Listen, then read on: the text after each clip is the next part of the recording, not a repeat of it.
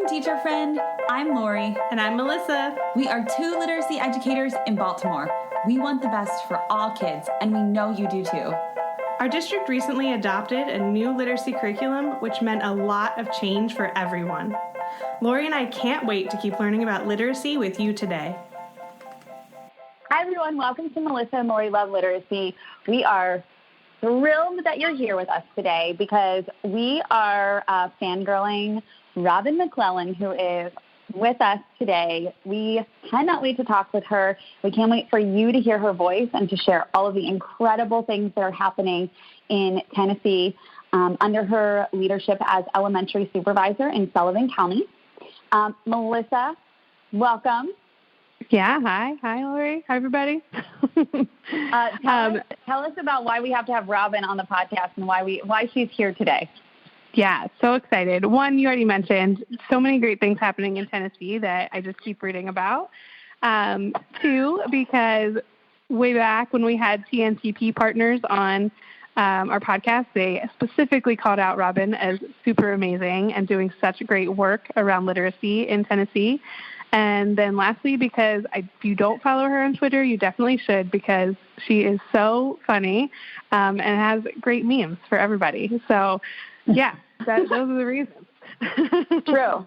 And I love that, I think of Robin as a high-quality curriculum cheerleader on Twitter. And I love how she supports the interaction with her teachers and just supports them in taking chances and highlighting their successes on Twitter, but just in the classroom as well. So it's so exciting to see all the things that are happening in Sullivan County, Tennessee. Robin, welcome to the podcast.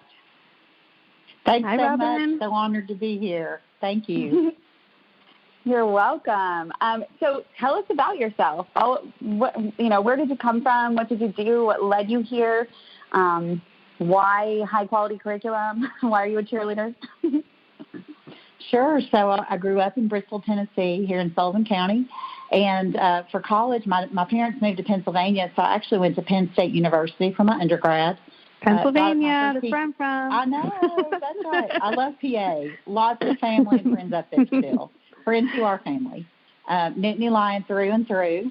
And so got my first teaching job back in Sullivan County, moved back here where most of my family is located, and taught for 9 years, first, second, and third grade.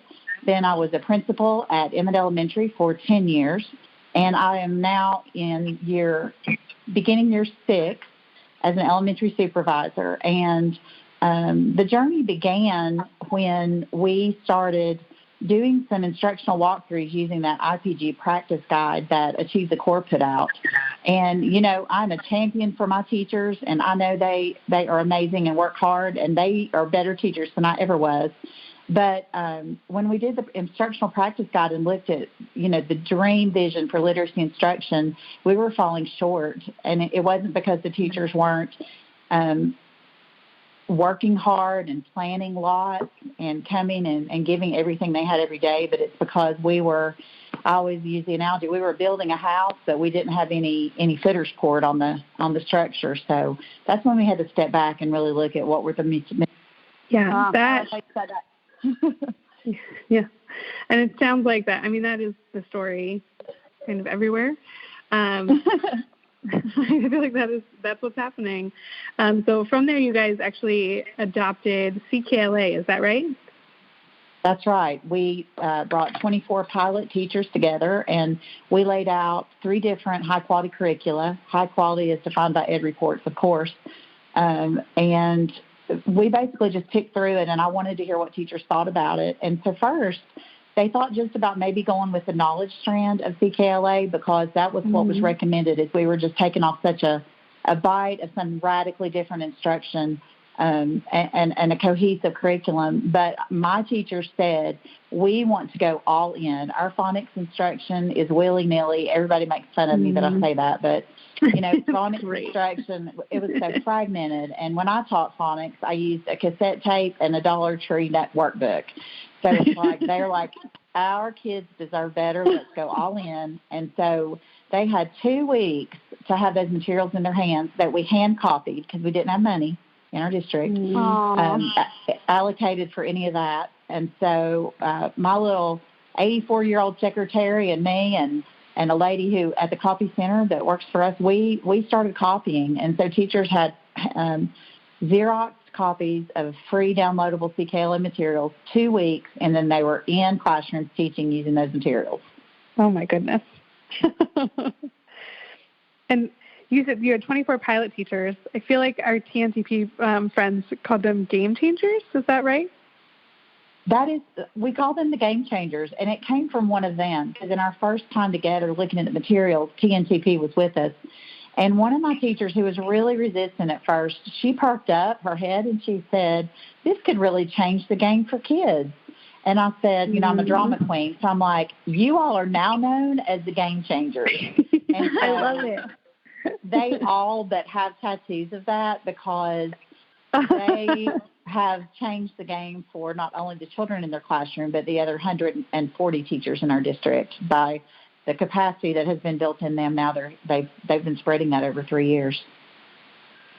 That's amazing. That is amazing. I love that you nicknamed them and gave them a little sense of belonging together. That's really cool. When they were oh, sorry, go ahead. No, I was just going to say they were the ones boots on the ground taking on something radically different for kids, and I would honor them until my dying day. Oh. Yeah. So I'm wondering what you learned from them, because I think that's something that, we did not do that here in Baltimore. We started with everybody with Wit and Wisdom through the whole district. So I think it was, I wish we kind of did something like that where you could learn from a smaller group first. So I'm wondering what were the challenges for them? What learnings did you learn from them that you were able to bring to the rest of the district before adopting district-wide? In our district, there is only me and one instructional coach, Christy Nelson, and the two of us partnered together, but we brought in some principals who were early childhood background people also. They had taught K1 and 2. So that was our whole tribe of people who were trying to do this work and make this transition. And so in the beginning, like I talk a lot about, it was messy, it was organic. After 7 years of therapy, I always joke, I really have been in therapy that long, but I always joke that I finally embrace imperfection. Like, I realize life is messy. I'm messy. Education's messy. So we just told them from the beginning, you're safe. We love you. We've got to do something different for kids. And so they would just go out and they would grapple, but then we would send out surveys and they would say, hey, this is a problem. Hey, we're worried about teaching Dolch lists. Hey, we're worried about the amount of time children are reading silently in class. So then every month we would get back together with those game changers during a full day, and we would hash out those problems of practice, and then we would have some new learning, and then we would unit and lesson prep, and then they would go back out and do it all over again. And so because of that, man, let me tell you, it took till Christmas till they realized I wasn't like the devil. And I'm teasing. We do trust each other, but it wasn't, it was so radically different. It was hard, in the beginning. But now they all have been able to share the message for the last 3 years. They would never go back because they have thousands of samples of what kids can do that shows, number one, they will rise to any expectation if given opportunity.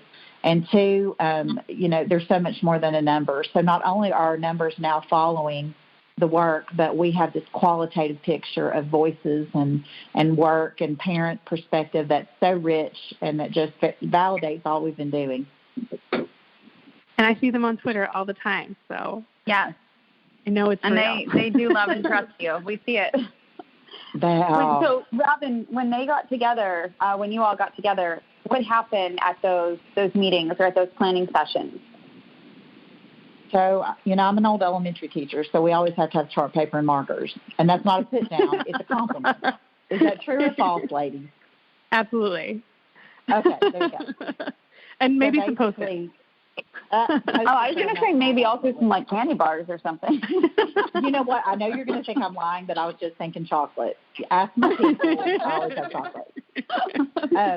But we would get together, and so TNTP was a total partner with us the whole way. Like, none of this would happen without their strategy, their support, their learning. I knew nothing about, I knew nothing about instructional materials before this, except just a box that sits on my wall. I knew nothing about the two strands of science of reading. I had seen the Scarborough rope, but couldn't really own what it was teaching me. All this to say, starting from the ground up. So we were learning science of reading as we were implementing high-quality materials. So we would bring them together and we would say, okay, let's hash out problems of practice.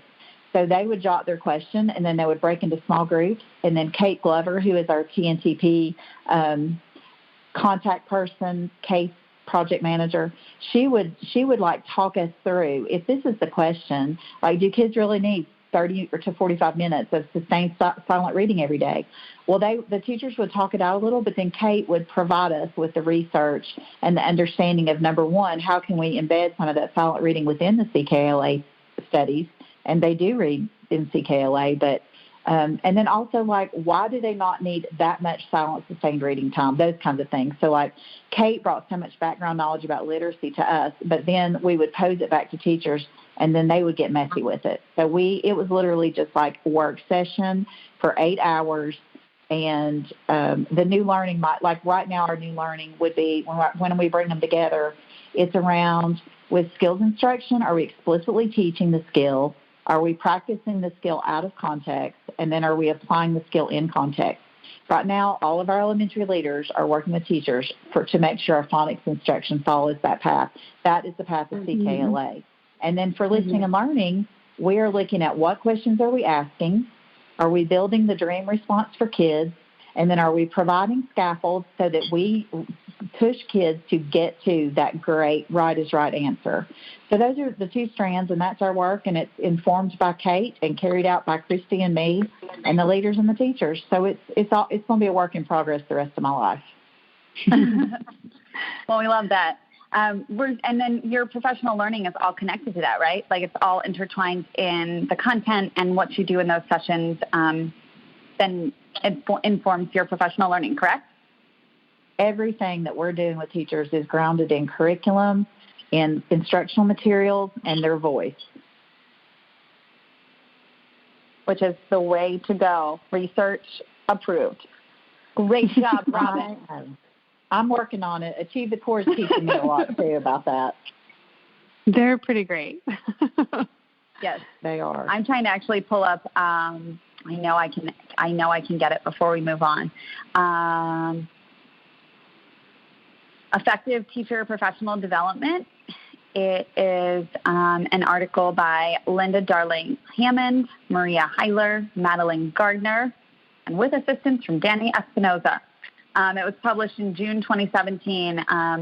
It's a pretty lengthy document, and it's from the Learning Policy Institute for Effective Teacher Professional Development. And it's about, 70 or so pages, but I'll tell you what it says. It says everything should be grounded in curriculum. Teacher professional development should be grounded in curriculum. So you're spot on. Good job, Robin. And core advocates, I've just been talking to them a little bit, Achieve the Core. And we had a podcast this past week, and I just had 2 slides. It was actually a webinar. But it was the same 3 things, Melissa and Lori. It was professional learning is teacher and student centered. It's instructionally relevant and actionable, and it's content focused. And so it's just all the same tenets, and we bring them together, and we spiral the learning, and we trust each other, and we can tell the truth, and the no shame zone that's very real. It all weaves together into a great picture. Yeah, I've got to tell you guys, I am grappling with this right now here in Baltimore, where I feel like we are doing a lot of literacy work, but it's really not focused very much on literacy. It stays in this general, like, becoming a better teacher, general instruction, strategies. So that one tenet for me is, like, being content focused, which is also, I think, curriculum focused as well, is really huge. And we forget it sometimes. I don't know why. Yeah, that's what I was just going to ask you. Like, why is that happening, do you think, Melissa? I don't know. It's a really good question, but clearly it's a thing because people are talking about it, right? I think there's, I think a lot of leadership stays there because they are working with different content areas, and I don't know that we have too many people digging into. Core Advocates does, right? So they actually do give specific, like, how is your professional learning or your preparation and planning different for literacy than it is for a math lesson? And it is different, but I don't know that we're always looking at those differences. That's smart. Do you guys do anything about that, Robin? Yeah. Well, I've just been able to bite off the literacy piece of the elephant the last 4 years. But I'm learning. Big piece. So we're starting to use the math instructional guides to go through and I'm going to have to learn practices just like I had to learn literacy from scratch. So we are starting to tiptoe in. But you know what's so funny, just talking about math, is when I would go into classrooms, my teachers would say, is there anything strong like this for math instruction? I'm like, why, yes, there is. And so they, just like this grassroots movement has started, and my teachers started saying, hey, we want to pilot Engage New York / whoever the publishers, are. But and so I said, let's get some materials in your hands and just try it this year. And so now they're all starting to surface with videos and YouTube videos for kids and sending me samples of student work. So it's like once teachers know the beauty of high-quality materials, now they're hungry for more because they know that they do not need to be writing curriculum. Mm-hmm. Yeah. What are they seeing, Robin? What are they seeing in their classrooms? Can you bring us into your classrooms to get a glimpse of what they're seeing that's making them be believers in this? Sure. So, how they can hear children, the beauty of strong curriculum as far as CKLA goes, and I'm really curriculum agnostic. I just want whatever's right for kids in their hands. Mm-hmm. But in our case, the most beautiful part has been what children can know, apply, say, speak. Like today, I tweeted about this. I went to a first grade classroom, and the children were just so hungry to talk to me about all of this content knowledge they had learned, and they were actually applying things they had learned in kindergarten. So first they were talking about deciduous and coniferous trees, and I was like, can you teach me about that? Can you slow down? I don't really remember all that stuff.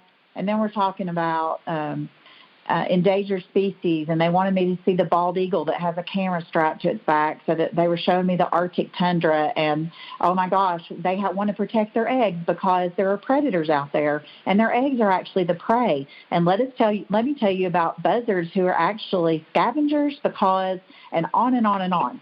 And so then they would not let me leave until they showed me one of the 6-year-olds had written a play about Ruby Bridges.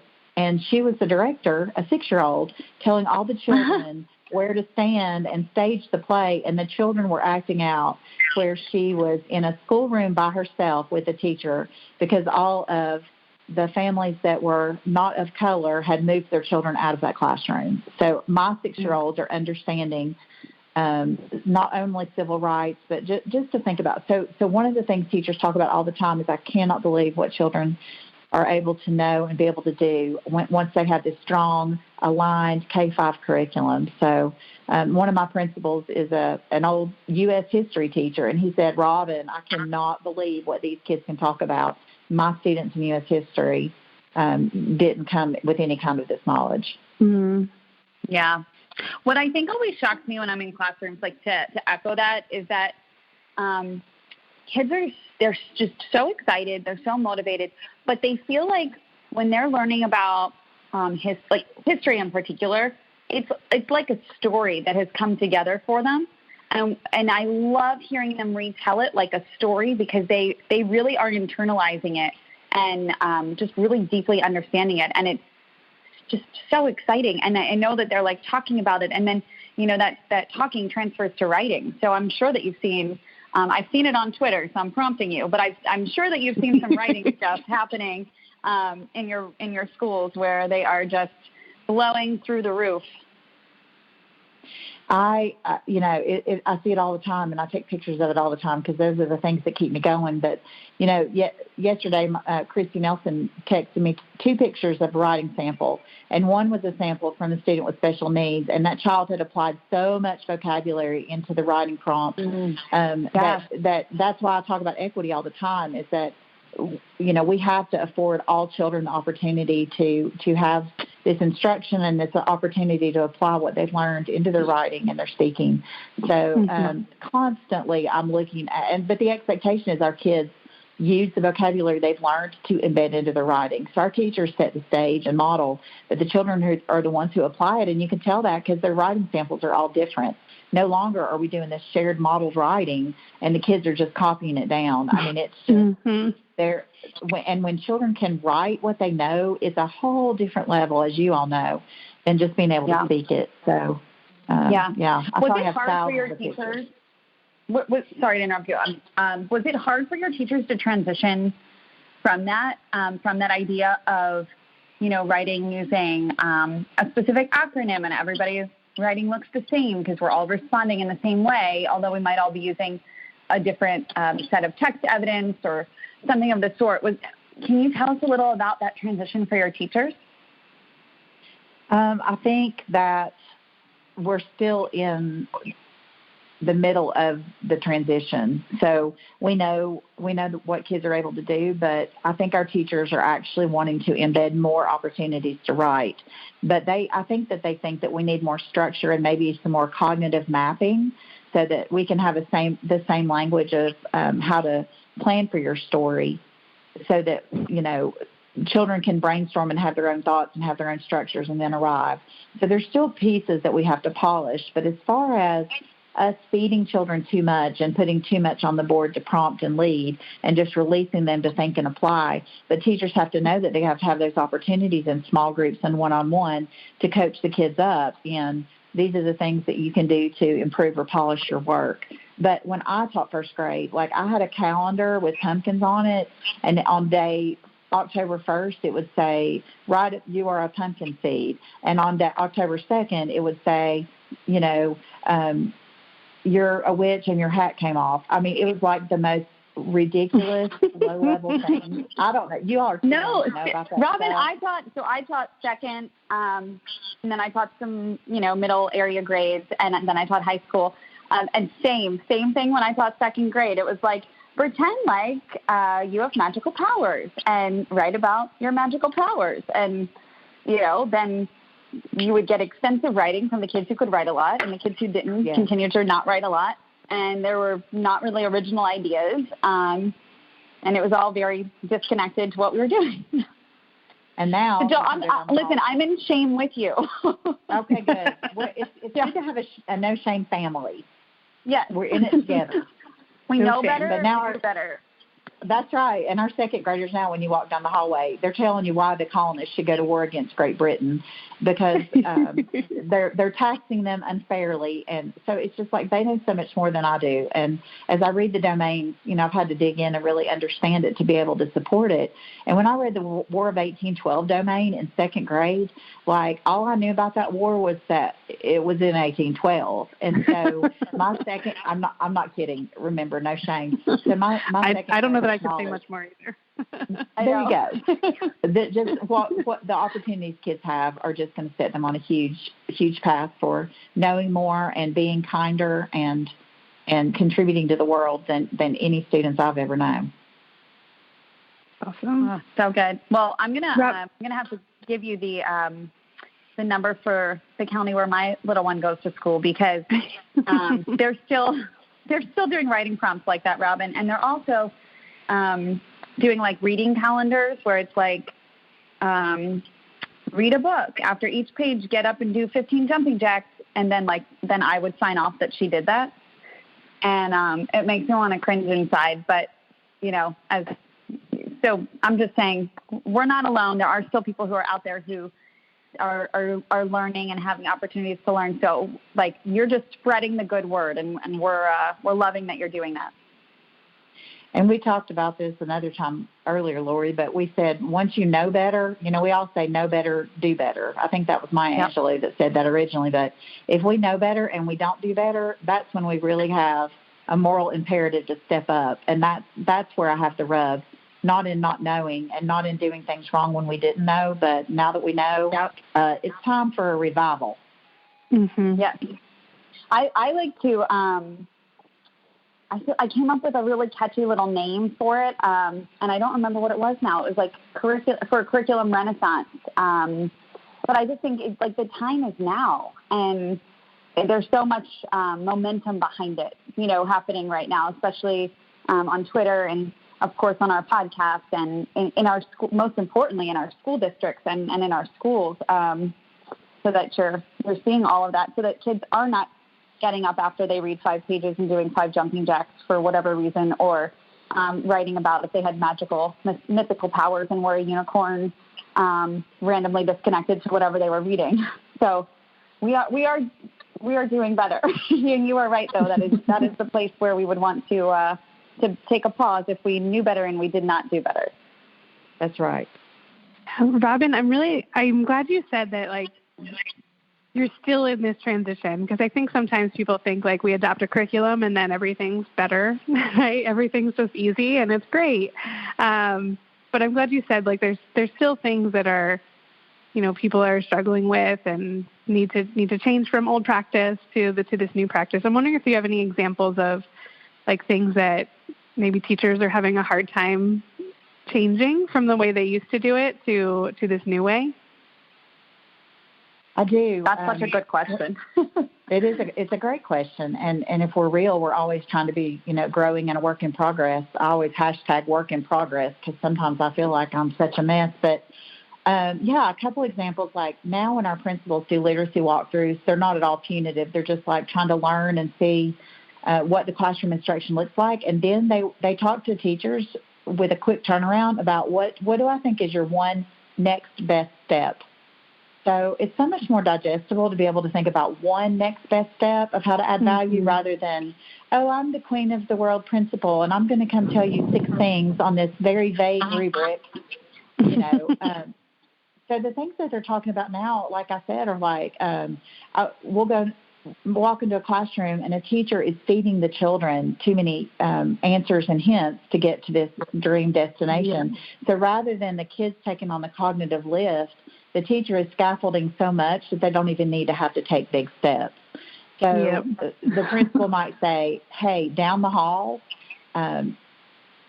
Susan is doing a great job at really putting that prompt out there and releasing kids to do the thinking and making them expand on each other's answers and prompting them without giving them. And so that's the next best step for a lot of our teachers. Some of our teachers have to just step back and go back and prep stronger and harder and better so that they know how this skills lesson progresses into release of applying that skill. So it's, whatever the one next best step is what we work with. But they're like, just like children all learn differently and at different paces, but we have to have high expectations for all. It's the same with teachers. So teachers they'll come to us and say, hey, I'm having this difficulty figuring out how to support kids through scaffolded questions. And we're like, all right, let's sit down and look at the big understanding that they need to walk away with, and let's just build some supports. Let's just talk it through. So when you create a no-shame zone where teachers feel safe and we're all in it for kids, it's just a whole different learning trajectory for everybody, I think. So we just all admit we're work in progress. Yeah. Well, we love that. We also align with that. When I was in Baltimore and Melissa and I would support teachers, it was, very much the same thing. And I think in terms of letting students go to do the work, and I think it's really hard to do because teachers want students to feel successful because, then they feel successful and everybody feels really good when you get the answer or, when you can do the work. But, remembering that the learning happens in that productive struggle and the learning happens in that messy area that you keep talking about. The mess is where we learn when you think of any good thing that you've learned in the past. So I love that you're using that your idea is to use teachers down the hall who are doing it well to leverage that and to really show them how to do that in a way that steps them outside of their classroom and gets them to be with someone else who is doing it well, who can talk them through it. So we love that idea for a really tangible tip and strategy that folks could take away from this. And teachers are so thankful for the support that then they'll come back to the principal and say, hey, I want you to come check this out. I've been working on this skill. Let me know what you think. I saw that Susan did this, and this, and so I'm applying it. And so then the follow-up is great, too, so that things just don't get lost. That's a good point. And it also speaks to how, the safe environment that you've created, that they want to. Yep. They want to have teachers or leaders pop back in to see how much they've been improving. That's amazing. Yeah, I think somebody told me, a professor of mine once told me about, being physically safe is important, but also being psychologically safe is important. Mm-hmm. So in a classroom, you have to have both. And so if kids and teachers don't feel like, they can be safe to be learners, then I think it's just going to be a zone of fear, and we don't want that. Yeah. Oh, my gosh. Robin, I'm wondering, too, I need you to tell me a little bit exactly what's happening in Tennessee, because I just feel like I read a lot of articles, see a lot of tweets, and I'm like, things are happening in Tennessee. But I'm wondering if that adds to this feeling at all, too, of in the whole state, we're trying to figure this out and we're all learning together. That might not be the case, so feel free to tell me if that's not. Yeah, it is the case. So SCORE, which is the State Collaborative on Reforming Education in Tennessee, SCORE brought these I don't know if it's 12 or 13 districts together, and they called them the LIFT districts, Leading Innovation for Tennessee. And so now we have this tribe of district leaders who are doing this work and then going back and getting messy and working with our teachers and then coming back together to collaborate. So for the last 4 years, I've had this amazing support of professionals across Tennessee, and we text and we call and we Zoom and just connect and talk about these problems and how to support each other and share, and then we go back out and do the work. So now lots of other districts in Tennessee have seen our tweets, have heard the stories, have read the blogs, and it's not at all to highlight us in any way. If nothing, it's to deflect on the teachers and the kids. But so now that it's spreading like wildfire, we can see now what kids can do because you've proven it through surveys and student writing samples and data. And so they've been visiting and asking questions and emailing, and we've been presenting at the Tennessee Lead Conference. So now Tennessee is at a point, it's like the boiling point you guys talked about. Mm-hmm. Like now the iron is hot, we're ready to strike. So the legislators have been talking a lot to educators, and yesterday Tim Shanahan and David Levin and Meredith Levin and a lot of people were on the phone, having this conference call saying, what are the next steps for Tennessee, because we're serious about it and we're going to take action. And the legislators are in session now looking at this literacy bill that would impact lots of different stakeholders, to include higher ed. They're talking about spending money. Yes. The literacy work. We could use some money. I've been making paper copies for 4 years. Well, so do you think that, Tennessee State Board of Ed would talk to us? Or I think that's an amazing stride that, is happening in several other places across the nation, but not nearly as widespread as it needs to be. Do you want to ask them for us, Robin? Ask them if they'll talk to us? I can connect you in one email, and we'll beg and just say, we've got to try to learn from our mistakes and add value to the world and learn from others and be connected. So we can make that happen. Yeah. Oh, my gosh. That would be so amazing. I would love to hear from a state Board of Ed who is considering making these changes. And then what I've heard in other places is that funding is being tied to them. Is that happening in Tennessee or not yet? They're talking about, yes. So they're talking about funding through this legislation. They're talking about funding training for teachers in explicit phonics instruction. They're talking about supporting districts with K-2 literacy materials at no cost that are based on science of reading. They're talking about bringing in strategists like TNTP, partners to help get this work done and done well and implemented well. They're talking about, I'm trying to think, and so they're talking about partnering with EPPs as well, the higher ed, so that we can all be at the table, because we all want to do what's right, but it's like we haven't been at the table really looking at what we know is the science, which I know everybody's kind of throwing that word around, but what we know about the science and how we're going to get that translate to Tennessee kids reading. Yeah.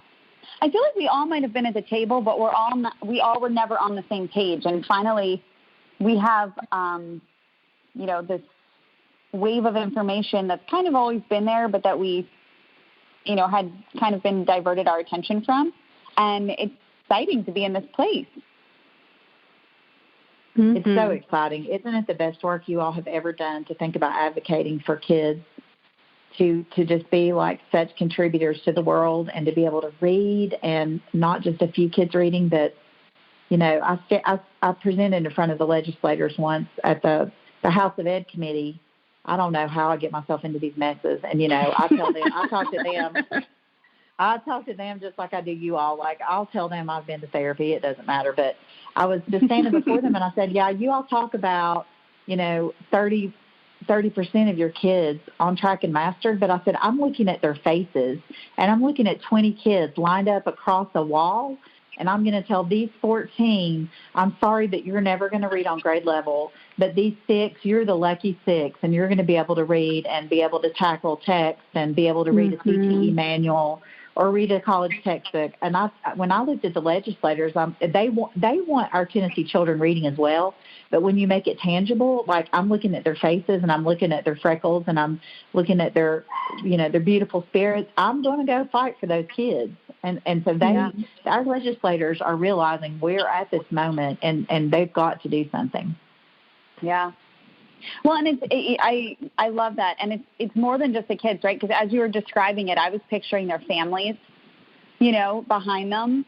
Like, think of how the domino just drops and the effect that it has, the ripple effect that it has when we can say, like, we are going to make sure that every child is receiving systematic phonics to address part of Scarborough's rope, and then also high-quality knowledge-building curricula to address the other part of the rope.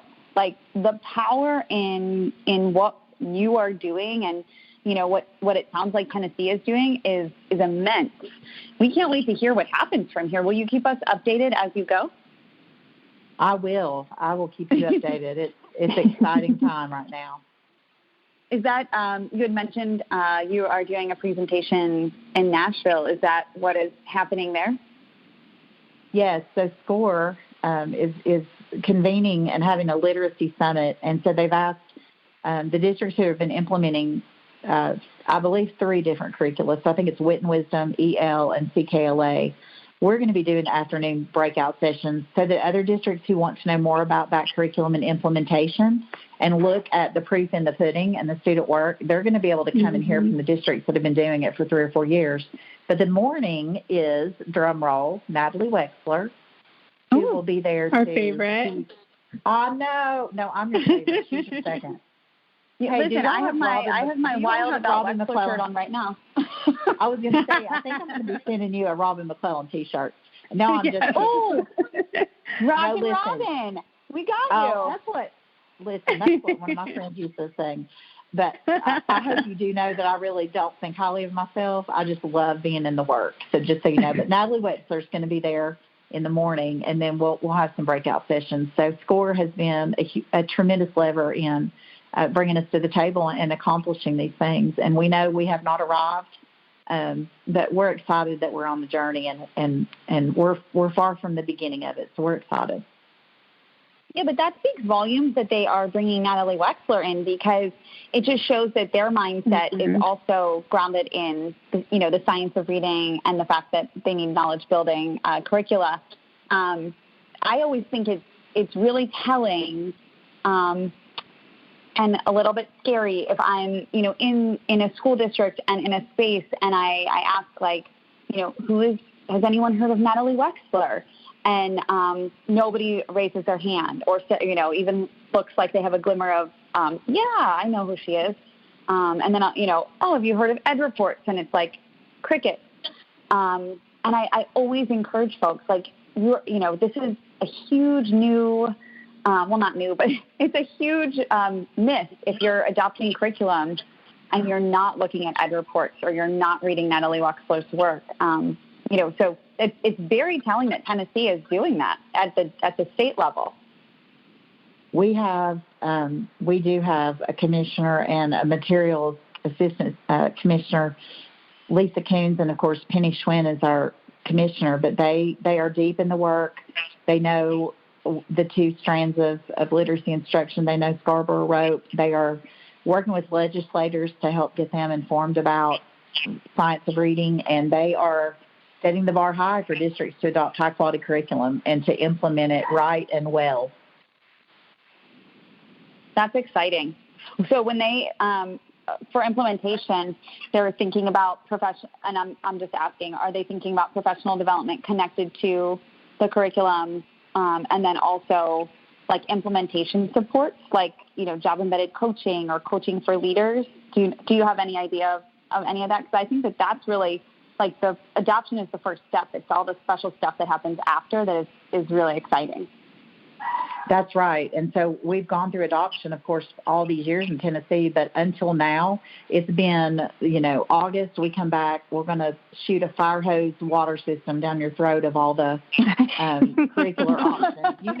I've lived through like probably 6 different adoptions. This is different because, one, the series you adopt will have the people who come in and do the training and support, but the state is putting in place continued support through this partner with like a TNTP or an instruction partners or like with the strategy. So that's where implementation can fall on its face, is if you don't have a strategy and you bring teachers back together continually and spiraled and with their grade alike, content alike peers, that whole triangle of high quality professional learning.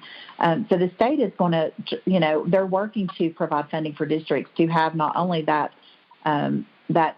instructional partner strategist, but then also the curriculum content partner.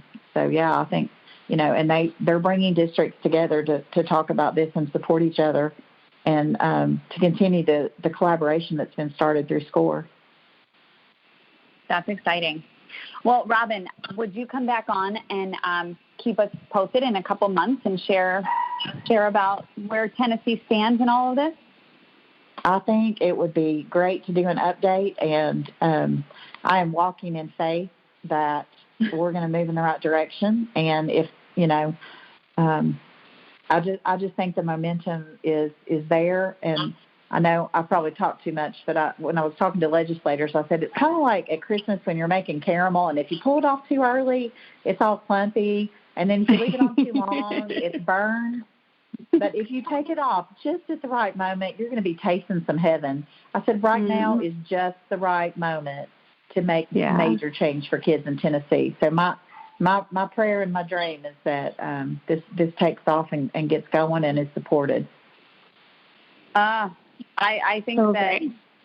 I think that our new that's my new favorite story to tell about the caramel. I love that, Robin.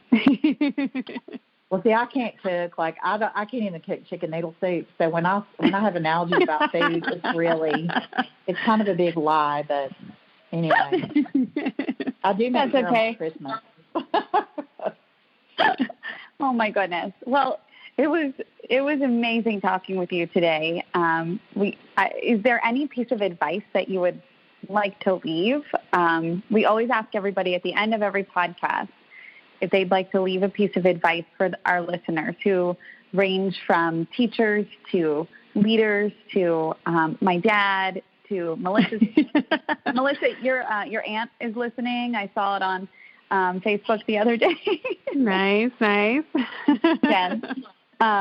So if you'd like to leave any piece of advice for our listeners, we would love for them to hear your wisdom. Well, I do have a piece of advice, and hi, Dad, and hi, Aunt. I'm sure my aunt will be eventually fangirling me, which I just found out is a verb that I learned about, and which I am fangirling you too, and I'm so thankful for the value you're adding to this world. So you deserve a big shout out. But I think my favorite quote is by Brene Brown, and I don't know the quote by heart, but it's just all about being in the arena. And that you can't be courageous but be afraid at the same time. So it's like get in the arena and put on your boxing gloves and fight for something and advocate for something. Or if not, if you're like, I'm not going to live my life sitting on the sidelines. So it does take the ability to have a shield and to be able to take some fiery darts. But my director of schools, David Cox, he's so wise, and he always says, whenever you're settled for mediocrity, there's not going to be a lot of ripple. But anytime you're really trying to do something right for kids, you may be under the arrows sometimes. But I'm ready because, you know, they're worth it. And I like a challenge. Bring it on. I'm going to be in the arena. That is so great. I love Brene Brown. And you know what, Robin? You sound like her a little bit, so I feel like that was a perfect quote to end with. That was. Right. And I feel confident that then, like, when we obviously we're going to keep in touch after this, but because now we have your contact information, and you know, because you've listened to previous episodes, that we stalk people, so we're totally going to hunt you down and just keep in touch with you. But like those 20 kids that you were talking about in front of Tennessee legislature, where 30% of them were able to move on, we know that, you know, in a couple of years, that gap is going to be narrowed to all of them. All 20 will be moving forward, you know, readers, leaders, writers, thinkers, and we just can't wait to hear all that, you know, you have to share the next time we talk to you. And we're so grateful for today. Thank you for everything that you're doing for your students and your teachers and everyone. I'm so grateful for you too, and I'm so grateful that you're also casting your stones into the pond and watching the ripple. The ripples is making change. So thank you too. Thank you so much. Thank you.